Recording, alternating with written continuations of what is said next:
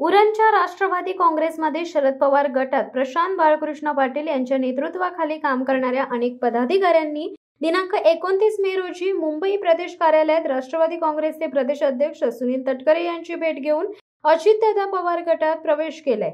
यामध्ये प्रशांत बाळकृष्ण पाटील यांच्या नेतृत्वाखाली तालुका अध्यक्ष पदाची धुरा सांभाळलेले मनोज भगत, माजी कार्याध्यक्ष रमण कासकर, प्रवक्ते आणि साप्ताहिक झुंजार मतचे संपादक अजित पाटील, भेंडगड ग्रामपंचायतीचे विद्यमान सदस्य लीलेश्वर भगत, तत्कालीन तालुका सरचिटणीस भूषण ठाकूर, उरण विधानसभा सरचिटणीस निलेश पाटील, तत्कालीन उरण तालुका ओबीसी सेल तालुका अध्यक्ष मच्छिंद्र ठाकूर, तालुका सरचिटणीस नामदेव मडवी, जासई विभाग अध्यक्ष दीपक पाटील, संतोष ठाकूर, गायकवाड आदी कार्यकर्त्यांनी यावेळी प्रदेश कार्यालयात राष्ट्रवादी काँग्रेस पक्षात प्रदेशाध्यक्ष खासदार सुनील तटकरे यांच्या हस्ते घड्याळाचे चिन्ह असलेले उपरणे परिधान करीत जाहीर पक्ष प्रवेश केला। यावेळी पक्षाचे विद्यमान तालुका अध्यक्ष प्रकाश ठाकूर, प्रदेश सरचिटणीस गर्जे, आनंद परांजपे, उरण विधानसभा मतदारसंघाचे अध्यक्ष तथा माजी जिल्हा परिषद सदस्य वैजनाथ ठाकूर आदी उपस्थित होते।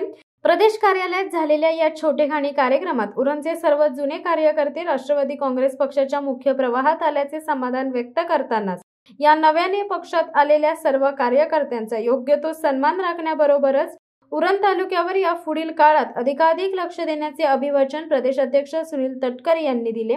उरण तालुका हा सर्वाधिक जमीन संपादन झालेला संपूर्ण महाराष्ट्रातील महत्त्वाचा तालुका आहे। या ठिकाणी अनेक प्रकल्प वसलेत, मात्र त्यानंतरही स्थानिकांचे अनेक प्रश्न आजही प्रलंबित आहेत। त्या प्रलंबित प्रश्नांना वाचा फोडण्याबरोबरच वेळोवेळी बैठका घेऊन येथील नागरिकांना भेडसावणाऱ्या समस्या सोडवण्यासाठी कार्यकर्त्यांच्या सोबत चर्चा करून धोरणे आखण्याचा विश्वास त्यांनी बोलून दाखवला। सिडको, JNPT आणि अशा अनेक प्रकल्पांच्या माध्यमातून उरण तालुक्यातील नागरिकांना त्यांचे हक्क मिळवून देण्यासाठी सर्वोत्तपरी प्रयत्न करण्याचे अभिवादन या निमित्ताने खासदार सुनील तटकरे यांनी दिले।